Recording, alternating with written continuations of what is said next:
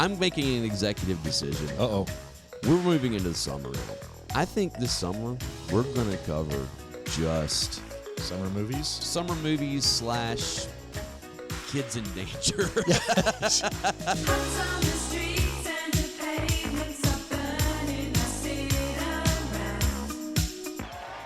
Sweep the leg. You have a problem with that? Welcome to the Project Gen X Retro Summer Series 2022. Sarah, beware. I have been generous up until now, but I can be cruel. Starting in May and ending in August, we will review the summer movies from our youth that include Tron, Still don't understand why you want to break into the system. Because, man, somewhere in one of these memories is the evidence. If I got in far enough, I could reconstruct it. Adventures in Babysitting, Don't fuck with the babysitter. The Goonies, Don't say that! Never say that! Goonies never say die! Back to the Future, Whoa, this is heavy. There's that word again, heavy. Why are things so heavy in the future? Is there a problem with the Earth's gravitational pull? What? and so much more. We talked into the night. The kind of talk that seemed important until you discover girls. If I can only have one food for the rest of my life, that's easy. Pez. Cherry flavored Pez. Along the way, we will also sprinkle in some non-movie goodness that will remind us what it was like to be a kid when the socks were high, the shorts were extra short, and there wasn't a cell phone to be seen. E.T. phone home. E.T. phone home. Wants to call somebody. So sit back and join Big Dave, Barry, and myself, Alan Smith, to relive the magic of the 80s and the retro summer.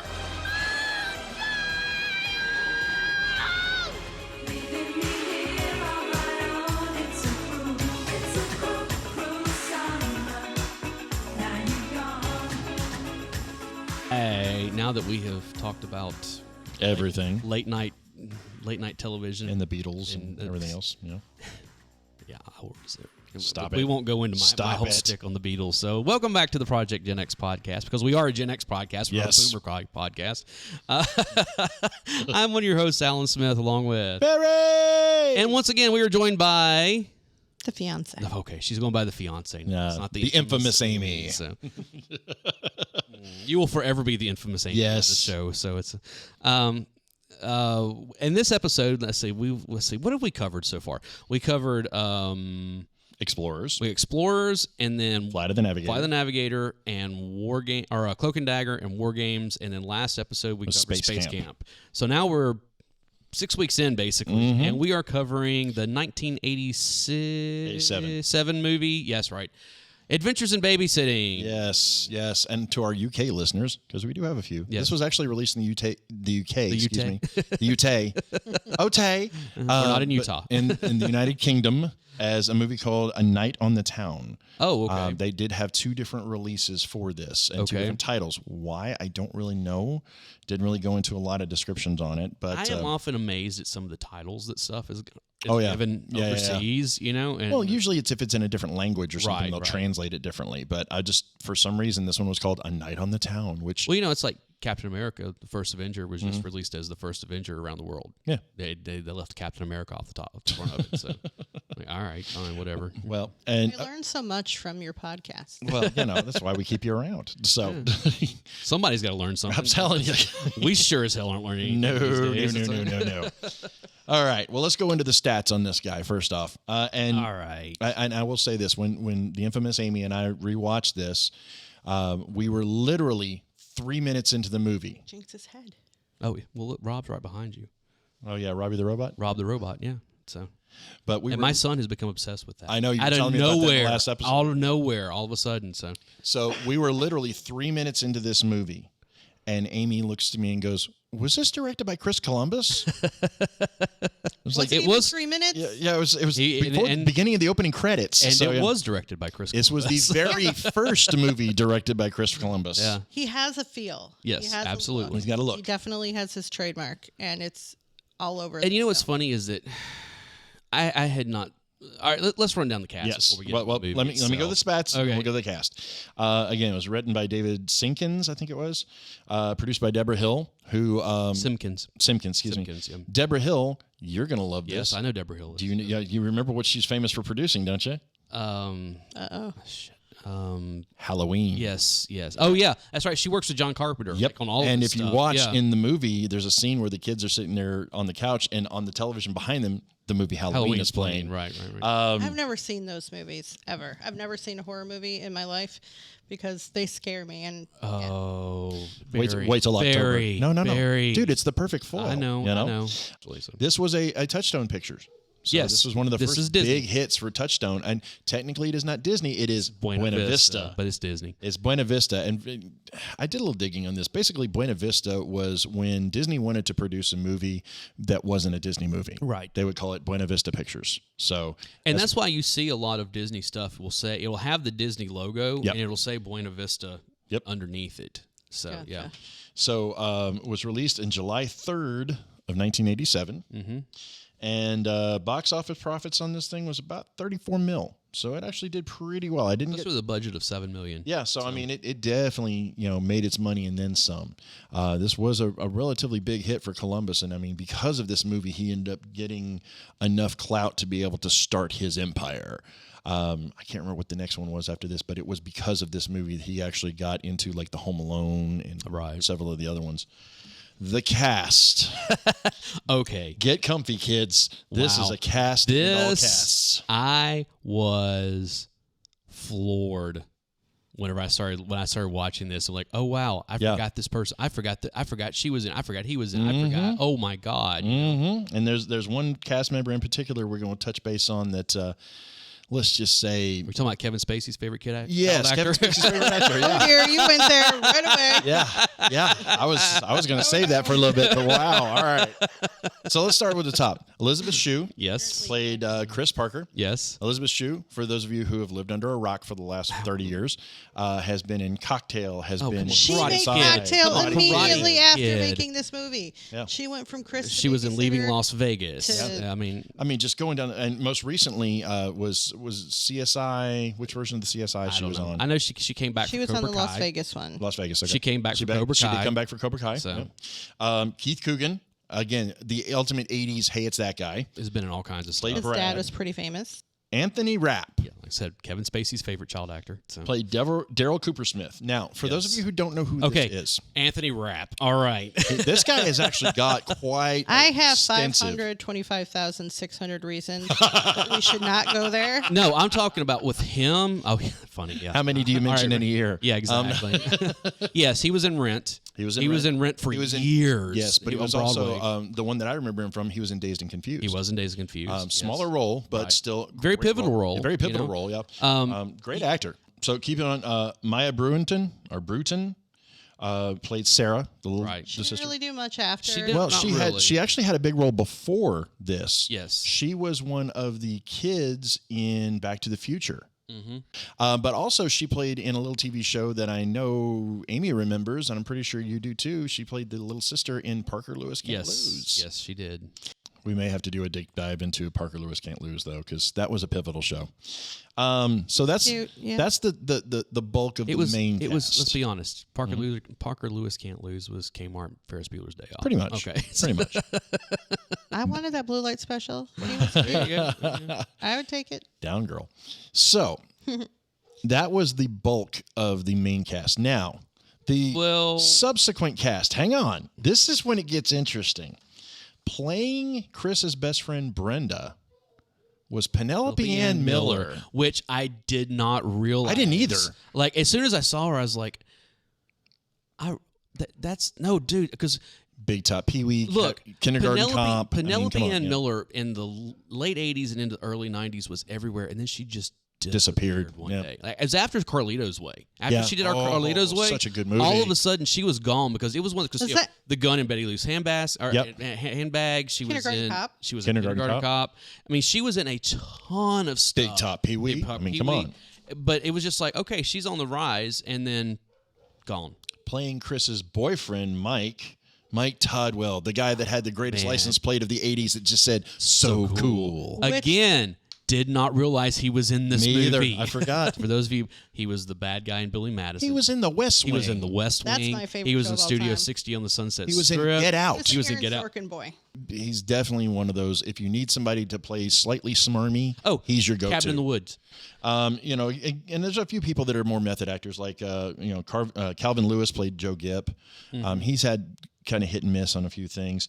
George Newbern, yes, playing Dan Lynch. Now, for those of you who don't know who George Newbern is, Father of the Bride. Yes. And that was the thing. When he came on screen, I kept trying to like pull. Now, one of my favorite ones. Go ahead. I know you're getting to it. We're saving that for last. Okay. You know where I'm going. Okay. Yeah. There were a couple of musical cameos in this movie. Albert Collins. Yes. Southside Johnny. Yes. Is the front man of the band that's up on stage. I can't remember Southside Johnny's band name, but there are people screaming at me right now. As Amy mentioned earlier, the girl at the party, the Lolita Davidovich. was Lolita Davidovich. I had the biggest listed as crush Lolita David on Lolita Davidovich through the 90s. And Blaze. Oh my God. That's all I got to say. Yes, Blaze. yes. Clark Johnson played the main gang leader on the subway. Right. Don't fuck with the Lords of Hell. Don't fuck with the babysitter, which is in our opening. So, but he was actually in Homicide: Life in the Streets and The Wire. Yes. Making his first cameo in a movie, Andrew Shue, Elizabeth Shue's brother, was at the frat party. Yes. But the biggest which you would know him from Melrose Place. Yeah. Yep. But the biggest one, the one that everybody goes back and sees, playing Ellen says no. Dawson, a.k.a. Thor, a very blonde, very skinny, very ripped, Vincent D'Onofrio. Yes. Okay, so now that we've gone down the list of, let's get into the plot, kids. Remember, as we're talking about this is a kids movie. Yes. Okay. Everything about this. This was a first-time director making a movie for children that was marketed to children. Sorry, I'm trying to figure. I'm trying to remember if this was. I guess this was PG-13, wasn't it? Yes. I mentioned that to Barry. That it I is thought it was PG-13. interesting that it was PG-13. I know that. Well, they got the because two of the fucks F word. in. Yeah, yep, they got their two F words in. But you got to remember, like, you can go back prior to this, and you could get away with one or two in a PG movie. But anyway, the plot. So, Chris. The movie opens with, let me just say, one of the greatest opening songs I have seen in a movie of the 80s. What I wanted to get to before we got it. When I said you hear that downbeat and you know exactly what. And then he kissed me by the crystals. The crystals. Okay, which great song. Okay, why in 1987? No, is that no? Okay, I'm going to shut you down right now. When you're married or when you're raised by boomer parents, you hear I know, but it's songs. still kind of on a 45, no less. Okay, she's listening to it on a 45, which I was like, okay, that's good parenting. Okay, and I'm not saying anything about the song. It is a great song. Great. I love all that early '60s girl group, Motown stuff. I mean, I love all that stuff. But why in 1987 is a 17-year-old girl dancing to this song? Because it should have been Madonna. Yes, or something. I mean, Thompson twins, something. I mean, I think it was more of it's probably what they could get. But also if you think about it, the whole opening sequence, it gives you the backstory of Chris right from that song. She's in love with this guy who's older than her. You know what? She's infatuated, and she's just completely taken by this idea of eventually we're going to get married, we're going to have a family, we're going to do all this other stuff. It's projecting her innocence. Exactly. And she's doing a complete she's got a choreographed all around her room. I mean, and it's funny because if you played that song now, people would think it's a Scorsese film. But well, that comes back later too. Yeah, exactly. And I'm just going to make this point now because I know you guys won't make it. The fashion. Oh God, yes. Today, it's timeless fashion. I always remember her overcoat with that rainbow scarf and the brooch. Yes, and her gloves, the camel hair, the gloves that she's wearing. The different fingers have that rainbow again, where they're different color. It's the knitted. I was like, I remember that kind of stuff being in style. Oh, yeah. You know? Well, and the funny thing is you could probably go into a store now and find it, you know? So opening up with Chris dancing around her bedroom, waiting for her boyfriend Mike to pick her up for their anniversary. Well, she here's a knock at the door, runs downstairs to see him. Which they never say what anniversary. Yeah, that's true. I mean, she's a senior in high school, so yeah, and he's older. Yeah, he's definitely older. And I'm kind of thinking maybe we're talking like 6 months or something, which maybe. I have a problem with that because anniversary We'll say is a year. Which means he started dating her when she was 16. 17. Well, when she was 16 is when he started dating her. Oh, yeah. And he's in college. Yeah. Okay, let's talk about the problems here. So she runs downstairs to answer the door. Mike's standing there in T-shirt, sunglasses, jeans, and a leather jacket. Leather bomber jacket. Leather bomber jacket, which I had one of those. Oh, everybody had one of those. Talking about how he has to cancel because his sister's sick and his parents are going out. So Contagious. Yeah, contagious. Tries to give her a kiss goodbye. She tries to give him a kiss goodbye. He's contagious. Yeah, kissed her on the forehead or something, wasn't it? Yeah. He leaves. She's pissed. Her friend Brenda comes over. Brenda is the problem. Yes, Brenda causes all the problems in this. Okay? Not a good best friend. No, she's not. No, she's really not. Hey, and we all know Brenda. Yeah. Okay, we all have that Brenda. A couple of us may have dated Brenda, you know. But so she's sitting there and she's complaining. You know, Brenda's complaining about how pissed off she is at home, and Chris is pissed off that Mike bailed on her. So her mom comes up and says, "Well, now you can go, babysit for the Andersons." And she says, "I'm too depressed to do this." And Brenda looks at her and goes, "Well, go sit for the Andersons. That'll depress anybody." Yeah. So she agrees to do it. Because Brenda has to leave. So Chris gets in, just says, "All right, fine, I'll do it." So she gets dressed, gets in her car, and starts driving. And that's when you get the opening credits for Adventures in Babysitting. And everything, and I mean everything about this sets the tone and the pattern for pretty much every Chris Columbus movie you've ever seen since then.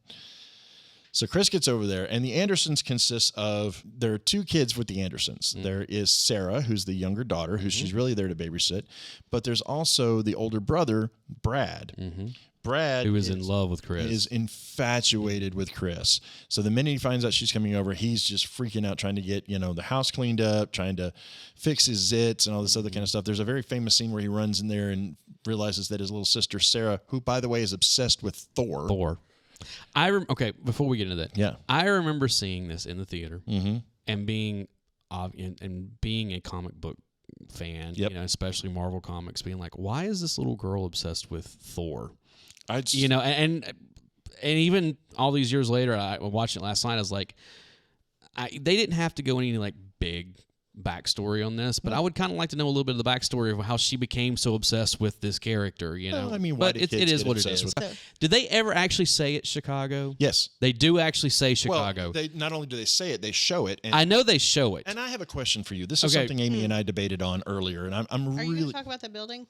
Oh, we'll talk about the building. Yes. We got to talk about the building. Absolutely. But why is it that Chicago became kind of the catch-all location for most of these movies from the 80s? I know, like all of the John Chris Hughes Columbus. stuff takes place right outside Chris of Chicago. Columbus. I mean, all this stuff is right in Chicago, and I'm like, okay. I think because that's where yuppie culture popped. I guess. Suburbs of Chicago. I think it's because, talking about the suburb aspect of it, of you can have a city like Chicago and talk about the suburbs, and Chicago's right there. If you do that with L.A., L.A. is spread out over 4 counties. Or New York. Or New York is one of those things where the suburbs are across the river and it takes a long time to get there. Well, plus you have more of the Midwest lifestyle. And there's that also, so it's that middle America, But I found it kind of funny that she mentioned that, later on in the movie that they lived in Oak Park, which is an actual suburb of Chicago, by the way. But where they filmed all that was in Toronto. So she gets over there, and beforehand, like I said, Brad's trying to find his Clearasil, and apparently Sarah had used it because she ran out of brown when she was painting a picture of Thor. I don't get that. Clearasil was never brown. It was kind of a... It was kind Did of they a have some that was like nude colored? Yeah. They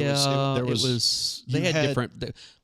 For different colors of skin, they had different shades of it. Yeah, and actually, because Clearasil was just a cover up. Because Clearasil was more almost. It had the texture of paint. Yes, it had that kind of thick. And you could always tell when somebody had it on too. Yeah. It was almost like a pancake. She gets over there, starts to sit with the kids, and gets a phone call from Brenda saying that Brenda has run away from home and spent all her money on the taxi to get to the bus station in Chicago, and she's freaking out because she's got nowhere to go and no money. Can Chris come get her?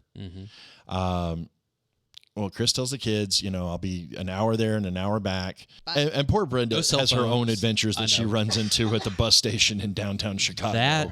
The little snippets we get into Brenda's night. Yeah, Brenda is amazing. God love her, So the kitten and the kitten. Oh jeez, the hot dog. Yeah, and I don't have a wiener. Yeah, so they finally, basically threaten Chris and say, "All right, get in the car." Blackmail her. They blackmail her, get in the car. Then all of a sudden, as they're walking out, heavy blackmail tactics. Yeah, why would my parents pay you for him to watch me? Yeah, Daryl's best friend, Daryl is the best man. Brad's best friend, Daryl Coopersmith, right, pops out of the bushes. Yes, because literally. He showed up earlier. Yeah, and he's talking about the new Playboy and how the Playmate looks like Chris. Looks exactly like Chris. All I can say is he's got a bad dad. Well, it was the 80s. Well, and we'll get to the Playboy here in a little bit. bit. His blackmail tactics were on point, and they were a little scary. Yeah. Yeah. Basically, he said, you're doing such a good job. They must really trust you to let you take the kids into the downtown. Right. So I'll tell my mom. I'll tell my mom exactly. So, it's like get in the damn car. I know. So off we go. They're in this Buick. What did we say it was? It was the Buick Elantra. Station it looked wagon. like the Town and Country station wagon. Oh, yeah. It was a Buick. We looked it up, but it's got the wood paneling on the side. Right. Total suburban. Oh God. Mom just car. Boat. Just absolute boat of a car too. Car. So So they're driving down the interstate, and they cut back and forth on this a few times. The first time they're all sitting there chatting, and Daryl is telling her about, or had mentioned to Brad about the Playboy, and it turns out he actually snuck his dad's Playboy into the car with them. But they're talking about the relationship that Chris had with her boyfriend Mike, and this is when you find out that Mike had earlier threatened to kick Daryl's ass for touching his car, which he didn't do. Yeah. And he said, yeah, he actually did it, But and she's convinced that that's not the kind of guy Mike is, and all this other kind of stuff. So we start to see how the facade of Mike is breaking down. Right. And then they cut back to the car later on while they're still on the highway, and Chris is telling a horror story about a man with a hook in his hand and just a face of fleshy goo and scraping the faces off. This scrape. Well, the whole time she's telling that to Sarah in the back seat, Brad is Daryl has pulled out the Playboy and is starting to show it to Brad and making faces and everything. The tamest Playboy I've ever seen. Oh my God, yes. Let's take a moment. All right, since we brought it up, let's take a moment and talk about the Playboy. Right. You do see, because it comes in a, no pun intended, it comes into play. It's the MacGuffin of the movie, that's for sure. But you do actually see the picture that they're talking about in the centerfold. Right. This is the first centerfold I have ever seen that did not actually show any nudity. I mean, even though it was the 80s and even though it was Playboy, which, let's be honest, for the time was still relatively tame, that I was like, I've never seen a Playboy that didn't show any nudity. Right. But also, I don't know if that was actually Elizabeth Shue's picture in those or not. It's funny because there are several pictures, and they're all, again, they're tasteful because there is no nudity, and it looked a lot her like face is on there, definitely. If it wasn't her, they definitely found a body double that looked very similar to her. Yeah, I'm sure it probably was her. And I did look up, for I think for posterity, July of '87. Okay. Oh no, it was Miss March. This was Miss March, March of '87. The woman that was Miss March of '87 looks nothing like her. I did. I imagine that considering this movie was probably made a year prior. Yeah, I did my homework. Yeah, so anyway, so they're driving all for research purposes. Absolutely. So as they're driving on this, it would be years later before she got nude in a movie, though. Yeah, true. Leaving Las Vegas. One of the most depressing movies ever, but man. a great movie. Yeah. So in the process of it, Chris turns around and says, "What are you guys doing back there?" Brad grabs the Playboy and throws it out the window. Right. Daryl freaks out because that's his dad. Stupid. Dad's gonna kill me. I know. Yeah. So they finish the story just as their tire explodes. Right. They pull off the side of the highway. They're outside. They look for the spare. Of course, they don't have a spare. They're working, trying to see what's going on. All of a sudden, the headlights come up behind him, and this man walks up, and they're terrified of him. As he's walking up, he's telling, Handsome John Pruitt. Yep. And then he reaches up to move his hat or something, and it turns out he's got a hook on his hand. They all scream. And he said, "What, are you afraid of this? You kids must be from the suburbs." Yeah. So John, Handsome John, gets them hooked up, says, listen, you guys are out on the highway. We don't have a spare. You know, I'll buy you the tire. Right. We're going to get you towed to Dawson's garage, and we'll go from there. And she's like, that wouldn't be right. And it's like, what would be right? Leaving you kids stranded on the highway? Mm-hmm. Yes. Could not have been nicer. Right. So they're driving, you know, they load up, they're going in the car. Well, as they're driving, Daryl turns to Mr. You know, the ask how he lost his ask how he lost his hands. Was it in Vietnam? No. Dropped a Chevy on it. Yeah. So he tells him that the hand is still in the. Yeah, he says, did they bury it? He goes, no, I kept it. It's in the glove box. Yeah. So he gets a call over the radio from Dawson saying that car's at your house again. Mm-hmm. So immediately he starts driving like a madman through Chicago, and they're freaking out. His wife's having an affair. Yes. SOB at my house. Yeah. Again. Yeah. What did you see? So they pulls up, and apparently Chris Columbus has a thing against lawn jockeys. Yeah. He hates lawn jockeys, I'm guessing, because in every movie, some car hits a lawn jockey and immediately comes to a stop. Mm-hmm. So he reaches over, opens up the glove box, and Daryl covers his eyes, and Brad, he reaches in and pulls out a pistol and runs out. He goes, "Is it a hand? No. Oh, okay, it's a gun. Oh God!" Yeah. So. And he starts firing just indiscriminately firing out of the house. Ends up hitting his own car and Chris's mom's car. The bullet goes through the window that Chris and the little what's her name Sarah are looking out of, and barely misses their faces for one thing. Great 80s kids movie, remember? Yeah, and then the windshield for the station wagon, which we find out then is Chris's mom's car. So she's freaking out. So they go and they run and they get into a Cadillac, which was actually the guy's car that's having the affair.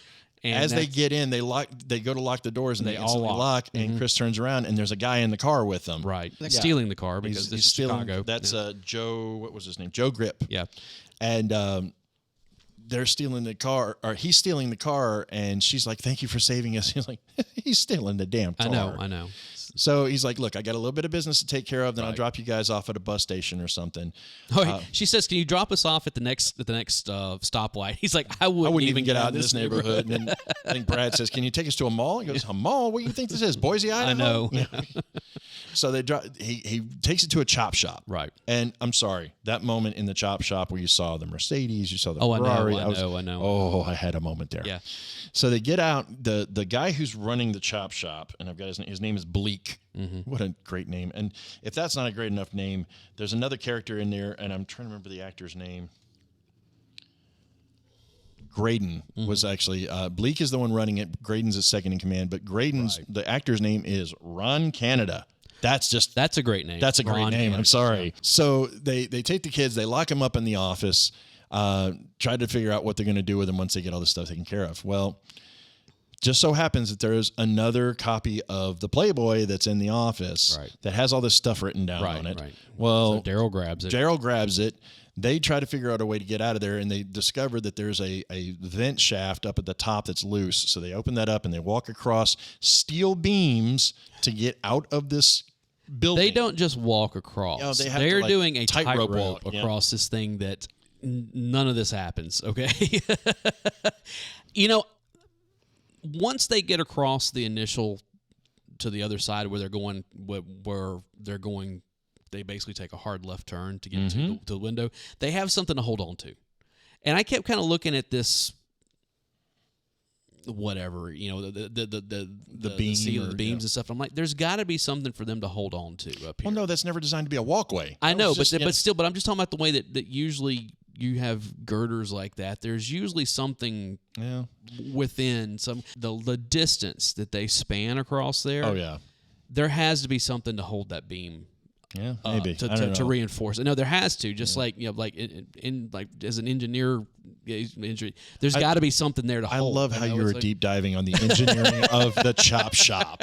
It just makes me happy. Scientifically, it makes makes me happy. Exactly. So they get past that. They get out. Yeah. And as they're climbing, and of course down, Joe is seeing all of this. Yeah, he saw them going across and doesn't say a word. But as they get out, they discover, Brad finds out that Daryl has swiped the Playboy and sticks it in Sarah's backpack. Right. Which, by the way, on the backpack, did you notice what was on the back of it? A gizmo. So they get in. They start to make a run for it. Well, of course, the bad guys discover that they've escaped, and they've escaped with, quote, the Playboy. Right, because all the notes for the Cleveland deal. Yeah, some notes for something. It's not the Cleveland deal. No, Cleveland is dead. Cleveland's dead. That's right. That's why I was trying to remember what. It's some other deal that they had all the notes for their Fresno? Chop Shop deal was on there. Something, I don't remember. I Well, they get in a car and they're chasing, and they find the kids and they're chasing them. Well, the kids duck into a blues club in downtown Chicago. Mm-hmm. Yeah, that's not a stereotypical thing at all. Oh, and it just I have a lot of thoughts on this one. So. It just so happens to have, of all people, Albert Collins on stage. Yes, nobody gets out of here without playing the blues. I know. So they do a song. They make Chris sing. And she's like, I can't sing. And no, she's not a singer. No.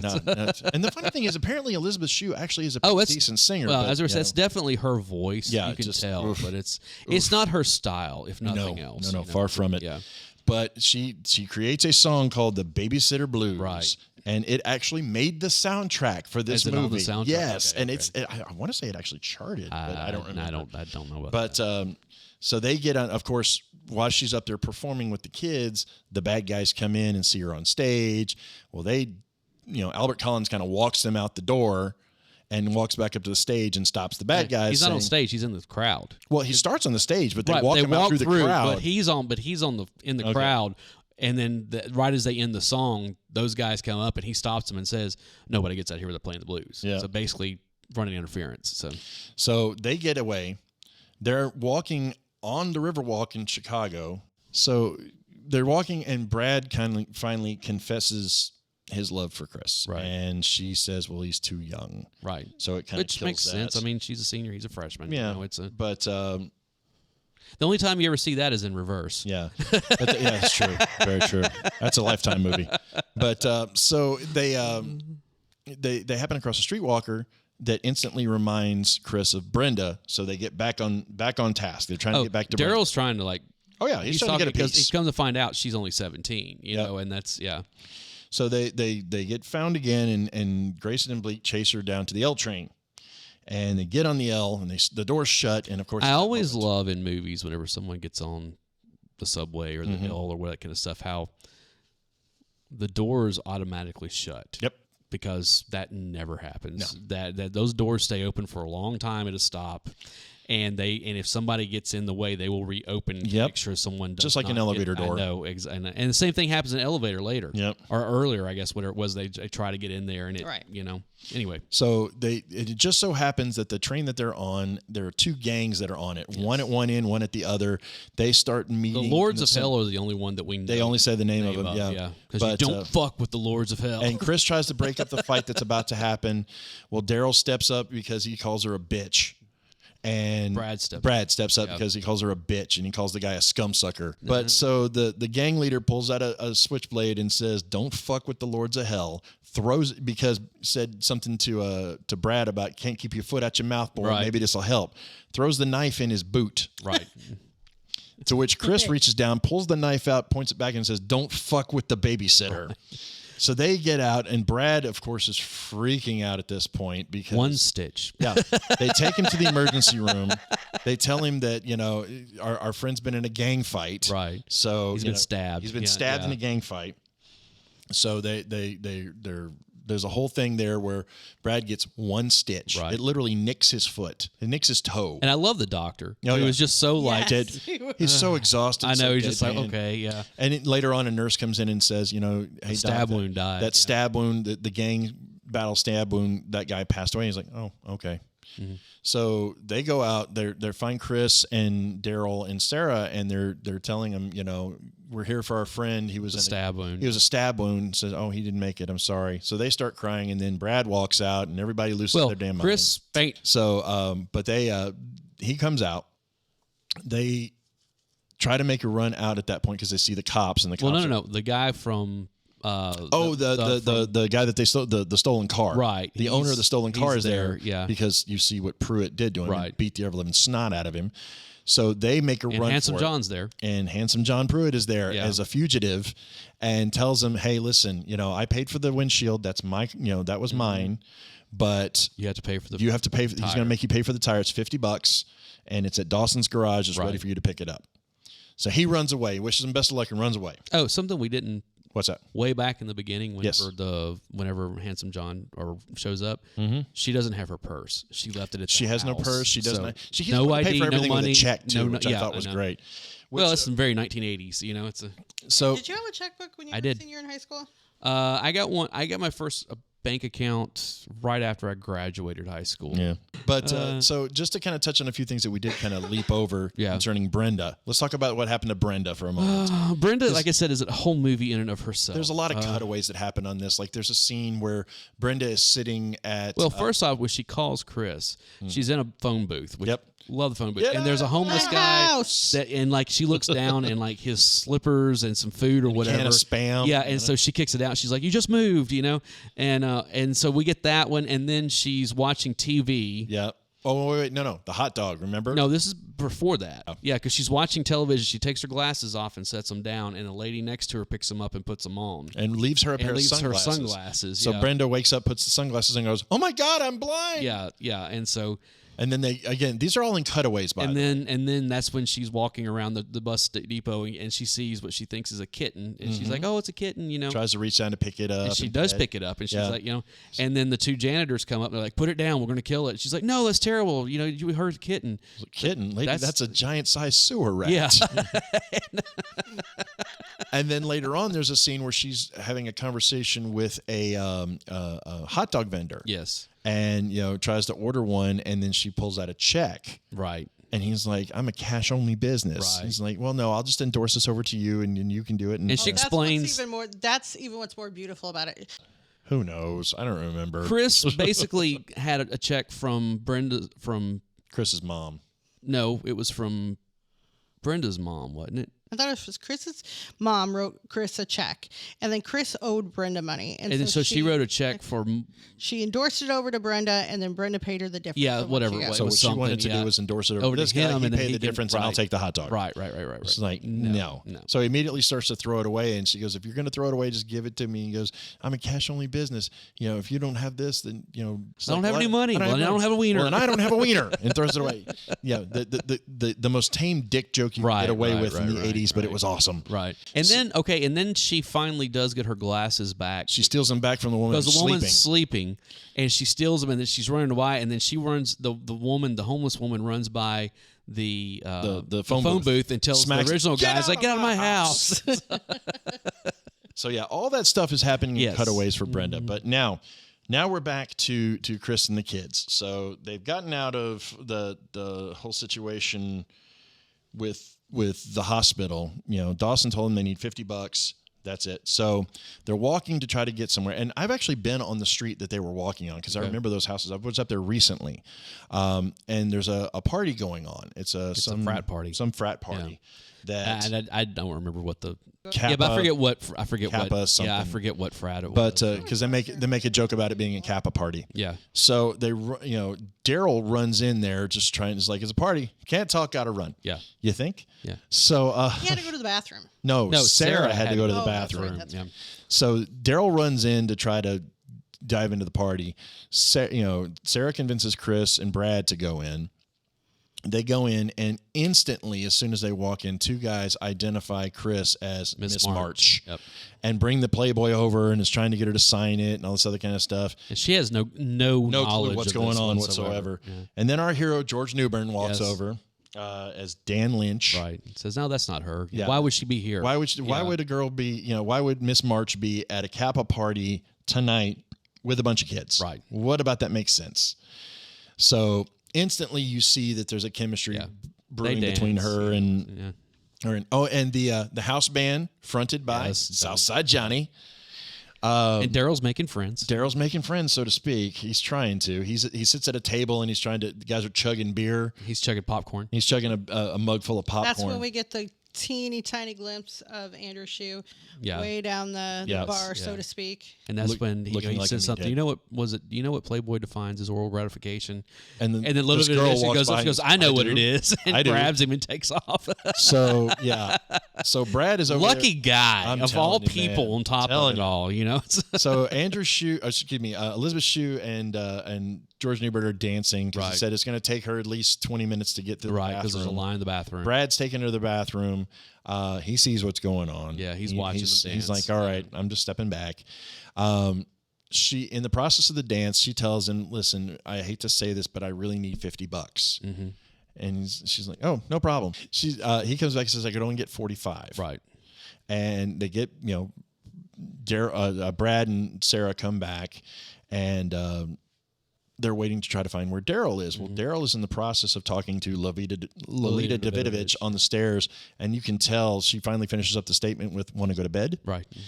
About the time that her boyfriend walks over, who's, big meathead. Right. I can't remember exactly what he calls him, but, he starts going to pick a fight with Daryl. Well,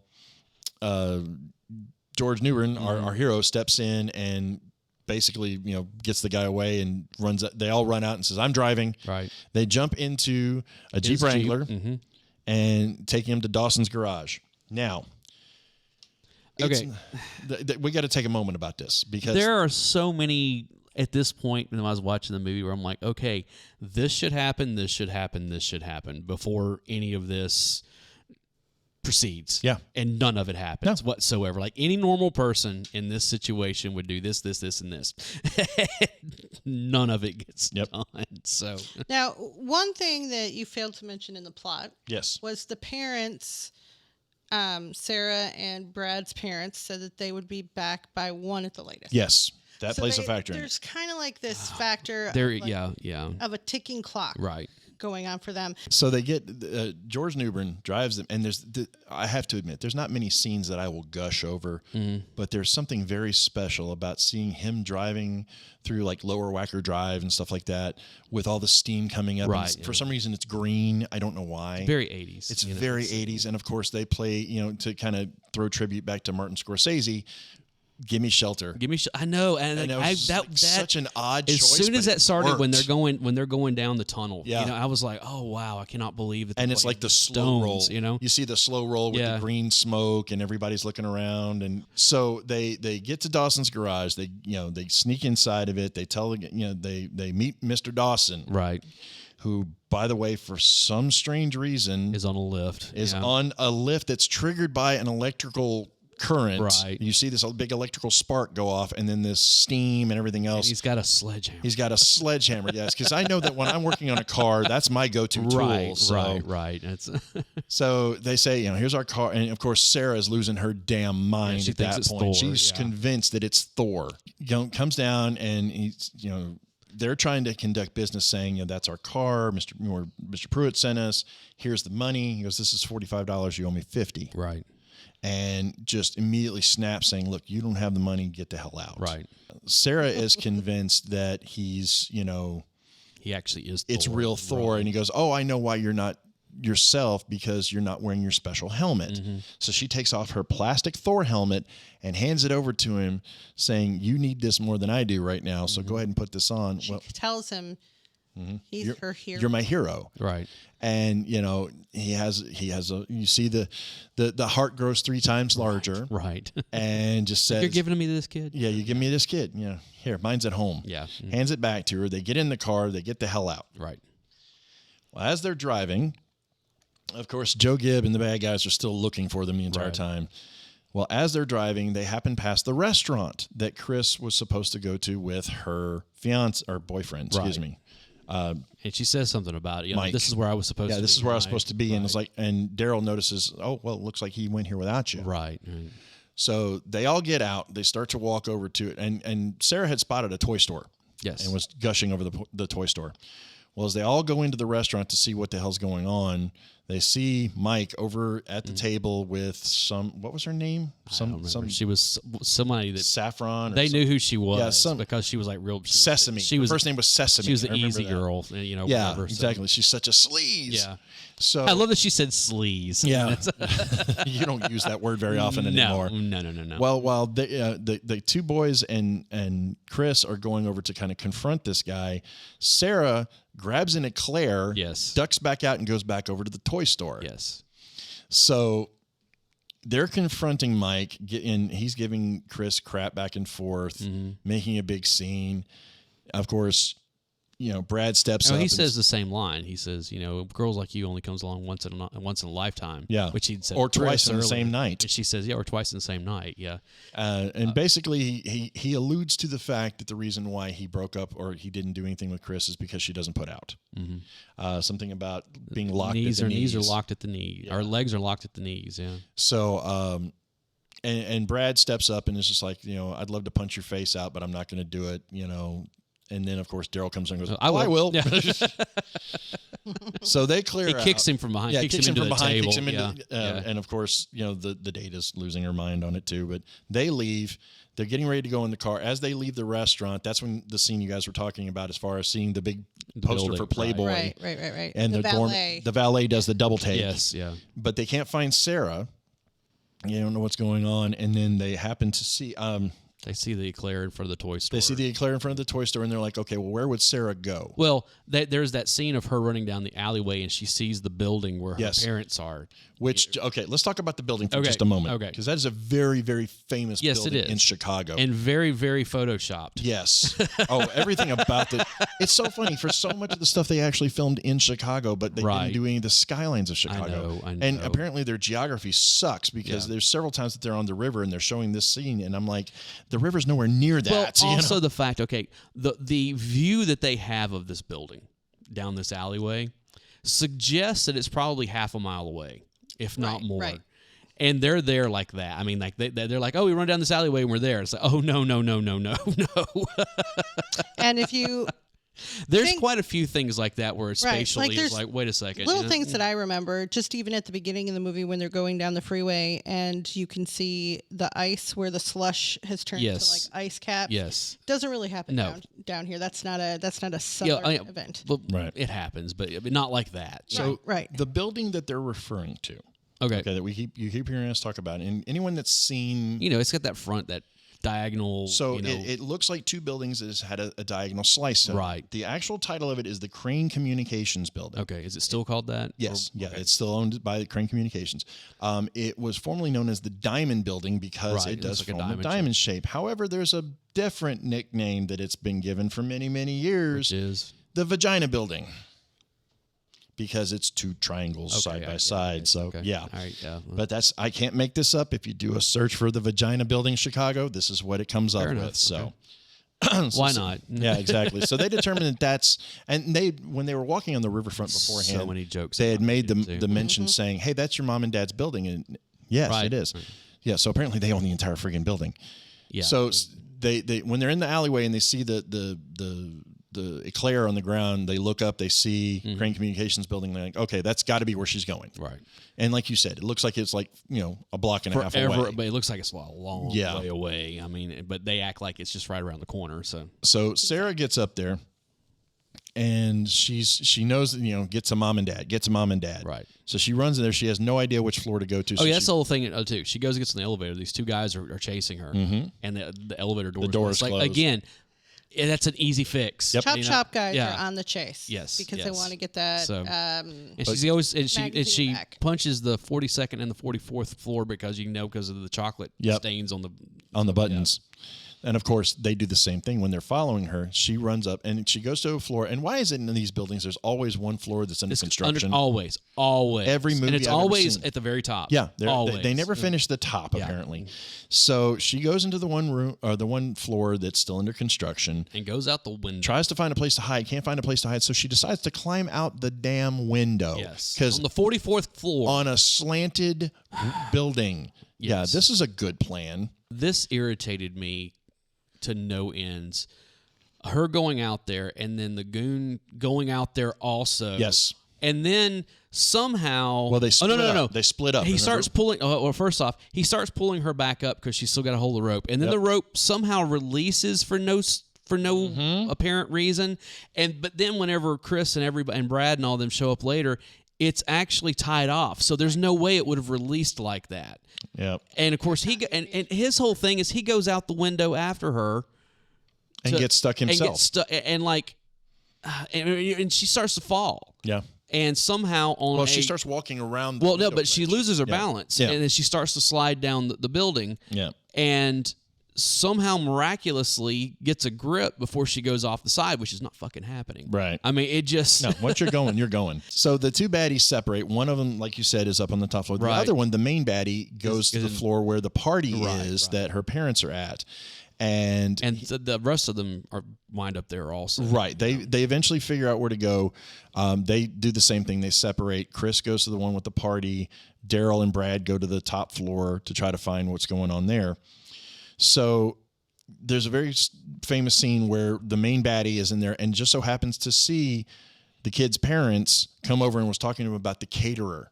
Chris doesn't want to be seen. She wants to blend into the party. You get a little ahead of yourself there because Chris puts on the fur coat and walks around, and she's over by catering when that dude comes up. Oh, that's right, because she ties the plug around and then the parents come over and starts asking, and then she ties the plug around his and he falls over. Yeah, and she escapes, which is a distraction. And so they finally get to the floor that Sarah is on. They get the rope out to her. She pulls Sarah back up, and they go past the henchman. Yes, which is one of those things where I'm like, if you're that dude, why are you not grabbing the rope with him? Yeah, and I mean, there's so much wrong with. Oh, and it gets better. So they get ready to leave, and Joe Gibb, our hero, stands there and says, "Look, I'm not going to hurt you. I just need the Playboy that's in the kid's backpack." And then when he opens it up, he says, "This is what they've been chasing for." Blah blah blah. All blah. the notes on this. Looks at the picture, then looks back at her, and she's like, "Don't say it." Right. He's like, "Nah, she don't even compare to you." Right. So you guys got a little style. And they said, "What are we going to do about him?" He goes, "Oh, let him sweat it for a while." Mm-hmm. They head out. They finally make it to their car and start to go get Brenda to the tune. One of my favorite. But they ran back into the other guy in the meantime. He punches him. Yeah. The main baddie comes back and then he up. just throws the magazine on top of it. And that's when he says the line, "You're right, babysitting is dangerous." Yeah. But they get out. They're running to go get 25 Brenda. miles from 25 home. miles from home. Yes. Great song. Edwin Starr, baby. Great song. Yeah. And we'll go into the soundtrack here in a minute because it's worth noticing. They go, they get Brenda, and immediately when Brenda jumps in the car, she's like, "What took you so long?" I know. Rush back That's home. one of those, you're like, "Shut up, Brenda, get in the car." Rush back home. Exactly. And in true, this is all your fault. and in true Ferris Bueller fashion, as they're driving, they said, "Isn't that your parents' car?" Yeah. They all duck and fly past them. The parents are complaining about, wacko drivers on the road. Right. Our kids are going to be driving in a couple of years, and it's scary. Yeah. So they rush home. They send, Chris sends everybody upstairs in their pajamas. Daryl's like, "I don't have any pajamas." He's like, "Get the hell up get there." up there. Yeah. She's running around trying to clean up everything, get everything back in order. Literally jumps over the couch, grabs a magazine as the door opens up for the parents to walk in. Is everything okay? Yes, blah, blah, blah, blah, blah. Okay. And also remember, this is a year after Ferris Bueller. Yes. Okay. So because there's another Ferris Bueller tie into this. Oh, there's we'll several. Get to, yeah. But, anyway. Chicago. Well, but yeah, exactly. Ferris, yeah. So Chris goes upstairs, tells everybody everything's cool. And they say, "Thank you for the greatest night of our lives." And she gets out and gets ready to leave. Well, as she's leaving, our hero, Dan, pulls up in his Jeep. Yes, he does. She goes, "How did you find me?" And pulls out Sarah's skate. Yeah, because she had mentioned I left my skates. She lost her skate somewhere, and it had her address on it. And he says, "Well, I was looking to hire a babysitter." And she says, "Well, I'm retired." And he goes, "Who's the babysitter for?" Me. Well, it was for me. Yeah, I know. And he leans in for the kiss, and of course, that's when we get, "Then he kissed me," coming back up. Right. And scene. But that's not the end of the movie. No, it's not. Because after the credits roll, they pan back to the side of the building where the baddie is still sitting on the ledge. Right. Help! And this is only the second time I remember there being an after credits. That's true. I don't remember. Ferris Bueller had one. Yep. And I'm not talking about like the stuff through the. I'm talking about the very end of it. Very he goes, "Well, he's like, hey, what are you still doing here? Go home. You're still here. Go home. It's over." Yeah, well, they make mention of that in Deadpool, in the original Deadpool. Right. Yeah, I know he does that. But that again, a year later, is wow. There's another scene, and the only reason I knew it was there is because I walked into the theater while to see it while there was still running the previous show, and they're like, "What is this?" You know. So I have even recently seen somebody like some meme going around of somebody like, "Why did nobody ever tell me there was an after credit scene of Adventures in Babysitting. Like that. All these years later, I just now finding out. Anyway, so all right. Well, I've made mention of it a couple of times. Let's go ahead and talk about the soundtrack for a second, because I love this soundtrack. This is hands down one of the gems. I'm glad you like the soundtrack. Oh my God! Well, this is my music, baby. I mean, this is the stuff I love. You have, like I said, "Then He Kissed Me" by the Crystals. Right. Percy Sledge, "Just Can't Stop." "Give Me Shelter" by the Rolling Stones. Southside Johnny doing "Expressway to Your Heart." Mm-hmm. Coco Taylor. Mm-hmm. Coco Taylor doing "Evil" was just amazing on that. Yeah, that was when they were pulling in. Mm-hmm. Yeah. 25 Miles from Home, Edwin Starr. Muddy Waters has, all of these are like Chicago-based artists. Right. Iggy Pop even has one. Yeah, I know. I was like, yeah. Junior Walker and the All-Stars does What It Take. What does it take to win your love? Mm-hmm. A lot of that Chicago blues style. Sam Cooke doing "Bring It On Home to Me," one of my favorite songs of all time. Southside Johnny and the Asbury Dukes. That's what their name. The Asbury Dukes. So I knew there was a Jersey. Yeah, it was something in there. But and of course the one that we previously mentioned about it, where yes, she actually sang this with Albert Collins, "The Babysitting Blues" by Elizabeth Shue. Mm-hmm. And every one of those is just that. If that was released as a K-Tel album, I would buy it tomorrow. It's that kind of album. Yeah, I'm not big on blues music. Well, so it's you don't have to be right. It's okay. I'm just you're perfectly allowed to be wrong. I'm sure I have not said it in a while. Dave gets on me about this. I always say about the blues. I like music that was inspired by the blues. Okay. I just don't like blues music. Okay, fair. It's the same thing with The Godfather. He gets on me about that. I'm not a big fan of The Godfather, but I love the stuff it inspired. Okay. Same thing with Watchmen. Okay. The comic book, I don't like the Watchmen comic book, but I love what it inspired. So that's just me, and I'm not hating on any of those things. I'm just saying it's not for me. That's fair. That's fair. So a couple things about this. First off, originally cast as Chris. I did some homework on this. You're going to love this. Valerie Bertinelli was originally cast as Chris. It later went from her to Molly Ringwald.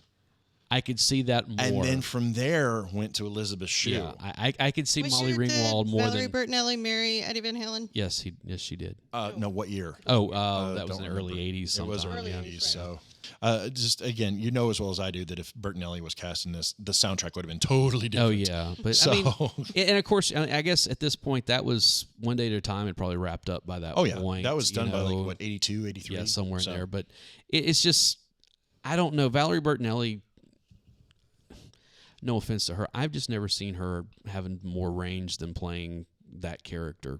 Just quirky. Yeah, whatever. She's not the it girl for you. No. And don't get me wrong. I mean, she was gorgeous, but it was just I never found her acting that good. It's anyway. All right, and I've got to bring it up.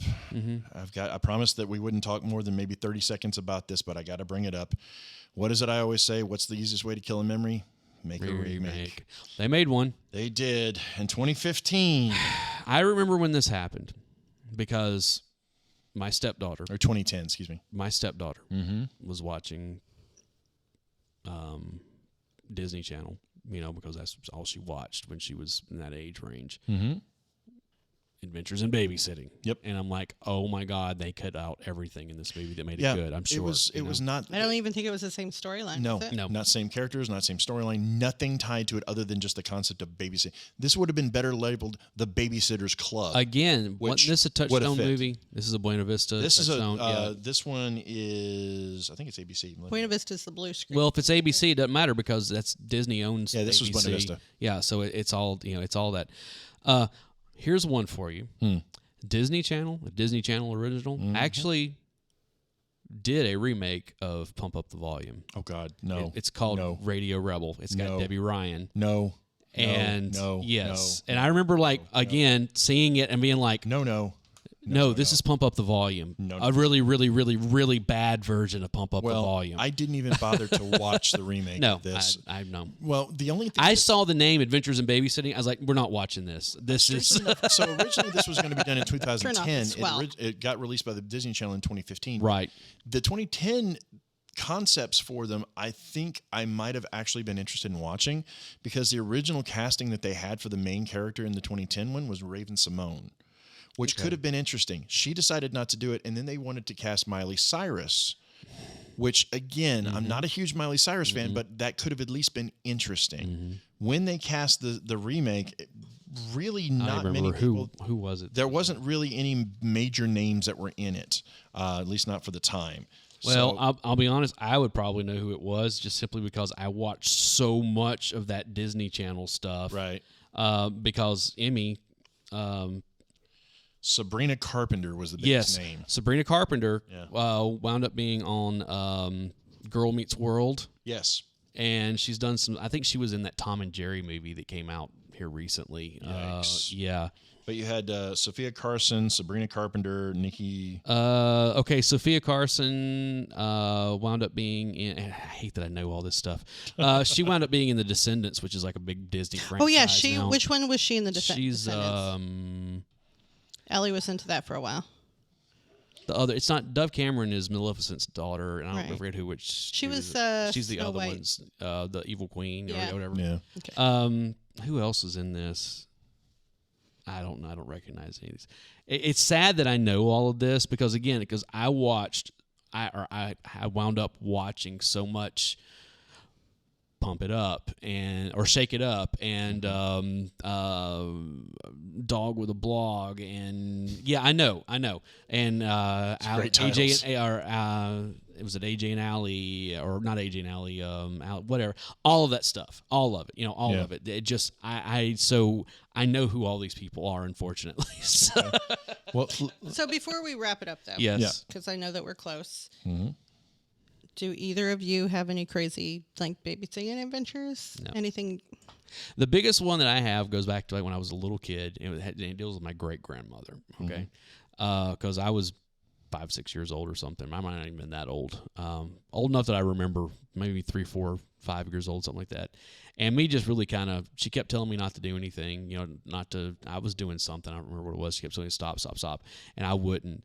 And her being like, okay, that's fine. You know what? I'm just going to leave since you obviously don't love me. I'm just going to go out here and I'm going to lay down and die, and the dogs are going to come and eat me.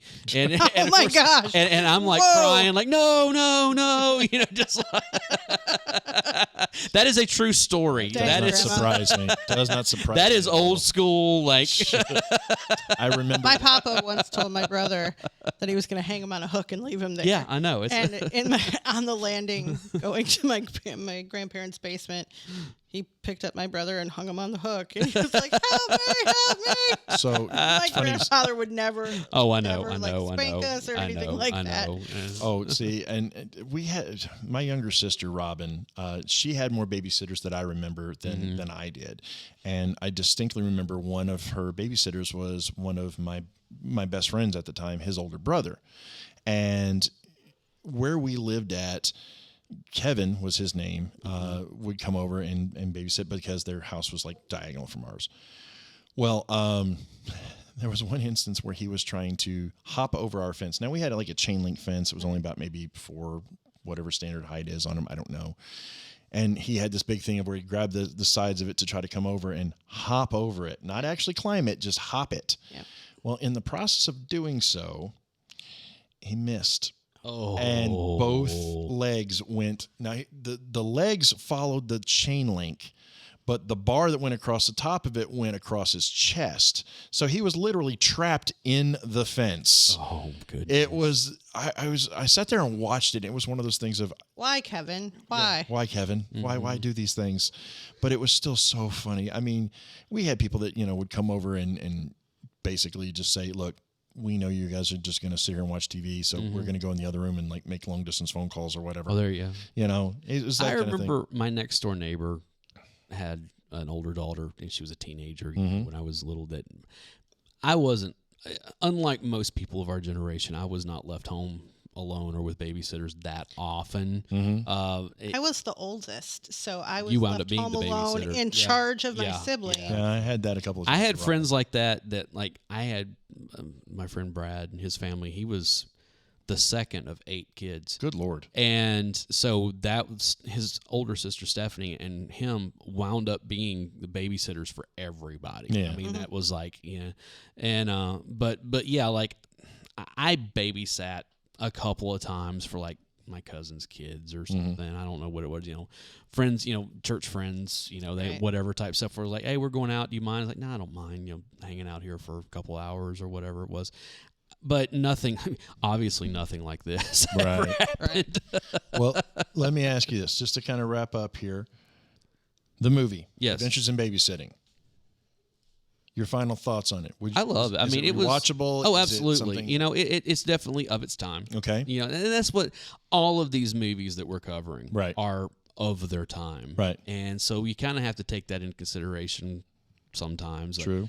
Like I was saying earlier, when they go into the Blues Club and all of the people of color that are in there look like they're getting ready to kill them. Oh yeah. And I'm like, seriously? I mean, that's well. Okay. And again, I know it's of its time and something about that particular scene that I made mention to when Amy and I were watching this. If you notice, there's a prerequisite. If you film in Chicago, if it's supposed to be set in Chicago, there is, and especially if there's a bar scene, there's one thing that is absolutely 100% required in order for you to do it. Somewhere in the scene, there has to be a sign for old style beer. Yes. It is a requirement. I don't know why that is, but every single movie that I can remember seeing that has a scene. Yeah, and Malort. Oh, we're not going to start on Malort. Hey, Rob. Malort is one of those things that's kind of made a little bit of a comeback. I wish it hadn't. I really wish it hadn't. And I really and truly believe it is that. Of course, we're talking about more Gen Z now than millennials, but it's that irony of it's the whole PBR.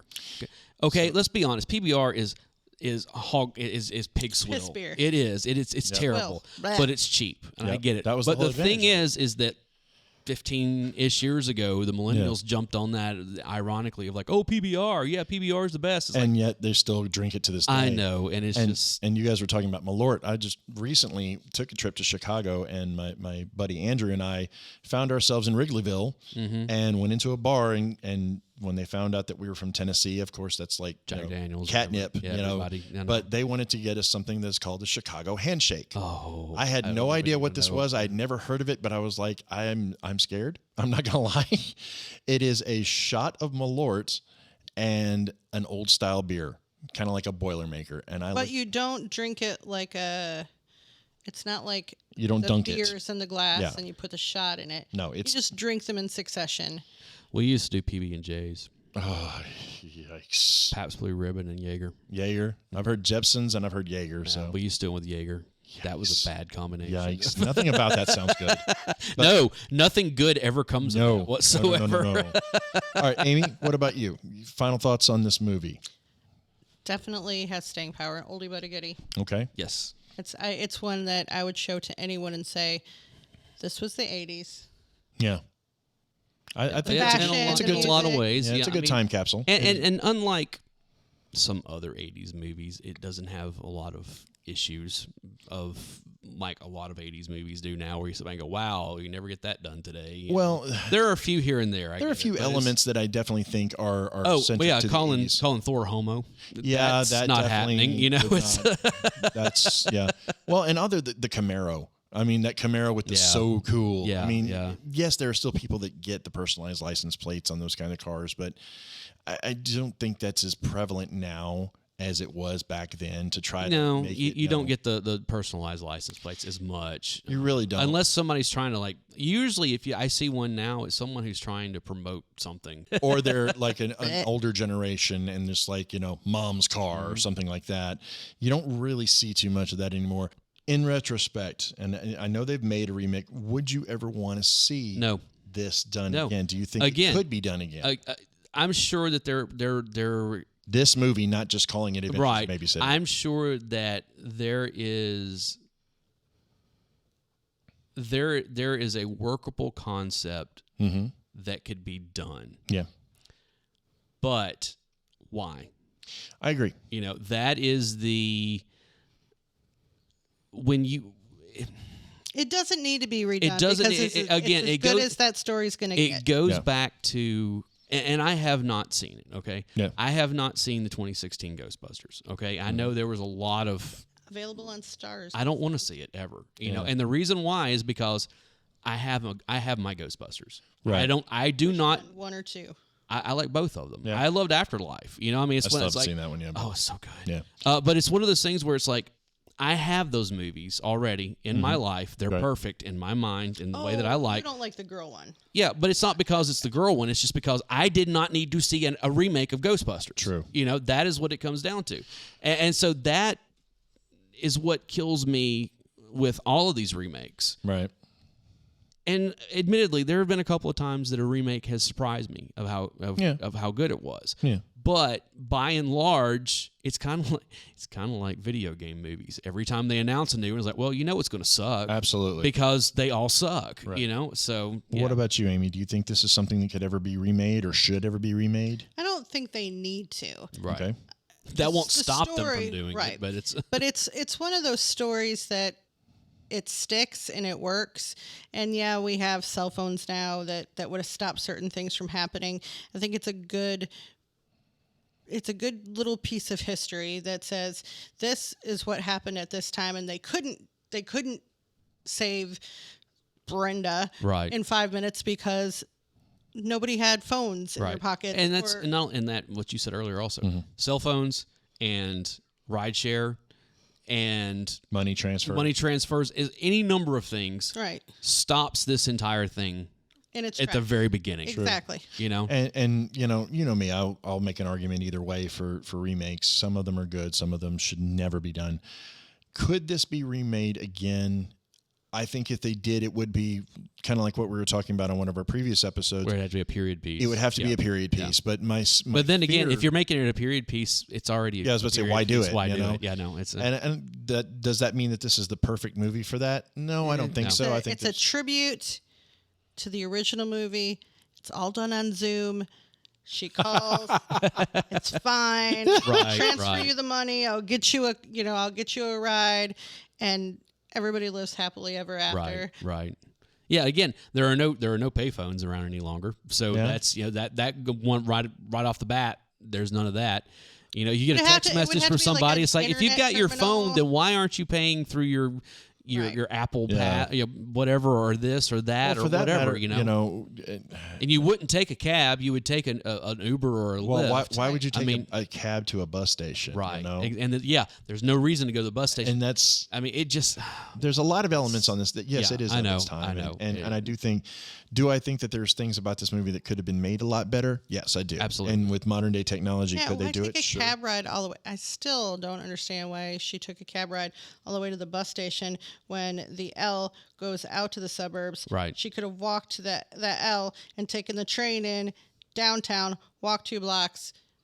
She would have saved her money. Again, I love it when you guys try to find the logic. And we also never get a reason why she left.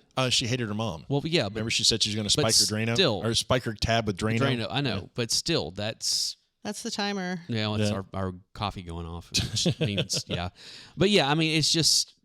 And what I love is how there's really no resolution to that storyline. No. They she get just goes back home. And she's like, go home. And for some reason... And she doesn't want to. Remember? She's like, I want to go home. Right. She's like, go home. Go home. But for some reason, when I was watching this, I kept thinking there was another scene where she talks to her and come to find out her parents didn't even know she was gone. Type Not thing. That I remembered, no. But I'm sure that's another movie that I'm getting confused. But I kept thinking that in my head for whatever reason, which again goes back to the whole there is no resolution to this whatsoever. Yeah. So. Yeah, and But I enjoyed watching this again for the first time in probably 30 years. It's fun. It's definitely a rewatch. You know? I definitely think it's something that you can go when you're having that nostalgia, itch that you need to scratch. But I do think that, like I said, it's definitely one of those things. If you need to scratch that nostalgia itch, it's great for it. I'll probably watch this again in another 20 years. Yeah. So it's, honestly, I don't think it's going to be one that's going to jump up into heavy rotation. But it's also one of those ones that I think this would be fun. That if you have with all of these movies that we've been doing, I don't think there's any of them that I'm going to go back and watch again. I don't know. I think there's a few of them in that the are still kind of in the near future. Let's put it that way. I think there's it's definitely one of those things that it has those member wins, but it's the member bellies, member berries. Yeah, exactly. It's but the whole thing with the quote unquote member berries is that it's not about going back and rewatching it. It's only remembering the elements of it, the best aspects of all of it, right? And so forgetting the bad green screen in Chicago and a whole bunch of other stuff. But and like with our previous episode of Space Camp, where we absolutely tore those special effects apart, as well as like a lot of the elements of the storyline of like, this would never happen, this would never happen, this would never happen. It's still one of those things where, again, we love these movies. Yes. Absolutely. It's related. I can sit down and watch Star Wars, which is one of my favorite movies of all time, and tear that thing apart. Oh, of course. But still be like, no, this is a great movie. Yeah. It's just and it doesn't stop you from, having the feels. It doesn't stop you from taking back the memories, remembering where you were when you were a kid and you watched it. And, right, exactly. And I definitely think, if you have a child that's coming of age to where they're going to start babysitting soon, I think this would be a fun one to watch with them. I think this would definitely be one that say, all right, now this is why you never do X, Y, and Z. You never take you live in a much different world now also than this. So just go to Haagen-Dazs. Cell phone. Just go to Haagen-Dazs. All of the technological advances. Tell Brenda to call her mom and just go to Haagen-Dazs. Right, you'll save yourself a lot of headache. So. Yep, I agree. So that was another thing. Hour and 43 minutes. Yeah. That is one of the things with all of these movies. They're short. No, they're long. Hour 43? Yes. Come on. I mean, I have been surprised. I was expecting hour 20, hour half at the most. No. And Space all of these comes in right at like 1 hour 37. It may be, but I know that like some of the ones that we did, like Cloak and Dagger was almost 2 hours long. Cloak and Dagger was a very long movie. And this one is a little better about. There's not a lot of tight roping the beam across the chop shop. Yeah. That went on way too long. Yeah. Okay? There's a lot of scenes that could have been cut down for size on this. And there are and also the outside the building stuff like on that. They could have cut that down some. I mean, there were places where I could have found some edits with no Columbus problems. was learning. Remember, this is his first big movie. So, but that also tells you the difference between filmmaking in the 80s and filmmaking now. True.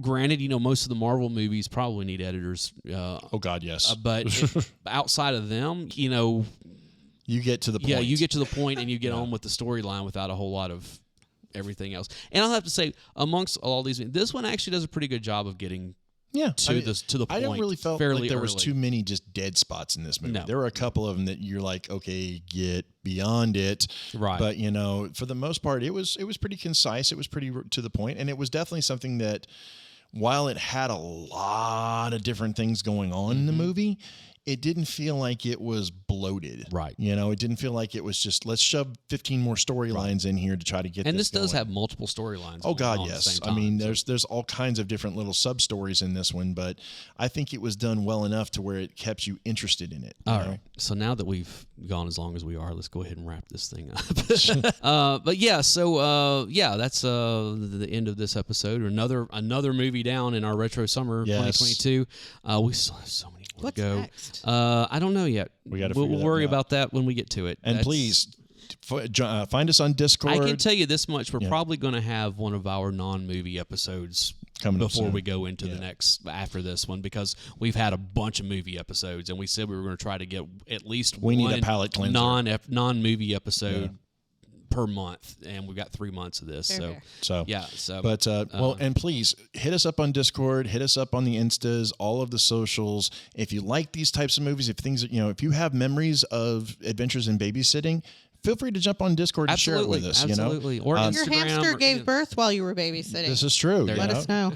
You get to share some stories about your adventures on these things, and how many times you had to go get into Dawson's garage at 12:30 at night to get your car to get back home to the suburbs by 1 a.m. Anything along those lines. Also, if you have any movies that you would like to hear us kind of go over that have that retro feel for you, throw it out there. It may already be on the list. We have a list that is still morphing. Matter of fact, there is one movie in particular that is actually in our intro that probably is not going to make it on this. Yeah, we'll see. We'll see. And it's kind of one of those. We'll talk about it another time. Yes. But anyways, guys, thank you so much. Everything is in our like Barry said. Everything is in our show notes. Just go there and you can get anywhere. Thanks for having me. Yeah, no problem. Thanks for coming. Thanks for coming in and sitting in with us for a couple episodes. And I guess, guys, we will see you next time. Wrap it up. I am Alan Smith. I'm Barry. Yay! I'm the emphasis, Amy. She actually said it that Ah, time. yes. We finally got it out of her. See you next time, guys. See ya. Bye. He walked up to me and he asked me if I wanted to die. He looked kinda nice and so I said I might take a chance. When he danced he held me tight, and when he walked me home at night, all the stars were shining bright, and then he kissed me. Each time I saw him I couldn't wait to see him again.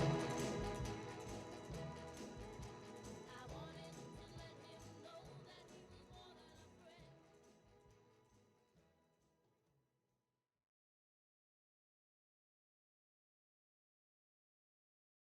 friend. All right. You have to, okay, look. The first Halloween is excellent. The second Halloween is good. The third Halloween Is my favorite, is so a be completely nice. different thing, Yes. and it's good as well, but it's not connected to the first Don't two. go into it expecting a After Jason that, movie. it's hit or miss Yeah. all the way through. So Yeah. So produced by Touchstone Pictures. do it. How many are there? A lot. Let's see. There's Halloween, Halloween 2, Halloween Season of the Witch, Halloween 4, The Return of Michael Myers, Halloween 5, The Revenge of Michael Myers, Halloween H2, or Halloween, it's just called Halloween, The Curse of Michael Myers, which is actually 6. Then there's Halloween H2O, and Halloween, what's the terrible So this one? is the one with Jamie Lee Curtis. Yes. And, What's the terrible one after? Hockey Mask. Is it Resurrection? I think so. I think so. Okay. Yeah. Because it's Halloween Resurrection where Yep. where he kung fu fights Buster Rhymes at the end of it. Yeah. Mm-hmm. And then after that, Rob Zombie It's a rebirth. did a of Halloween. remake of it, and then he did Halloween 2, and those are in a separate universe. Yep. And then you come back in, was it 3 years ago or whatever it was, where they where it's David Gordon Green did Halloween, and then Halloween. We're up to What was the last one? 27. I don't remember. Yeah, and then Halloween Kills comes out Halloween this Kills, year. yeah. That's the new one. Now the one in the middle is Halloween. I don't remember because that's the one that reintroduced. Yeah, it just came out back into, last year, and it's so good. Yeah. But yeah, so how many was that? A lot. 6, Like 27. 7, He forgot 8, Halloween 17 7, Electric 8, Boogaloo. So 9, 10, 11, 12. There's going to be 13 this year. Halloween 45 Wrath of Yeah. Khan. So Now, but you also have to remember that some of these. The Great Pumpkin Charlie Brown is.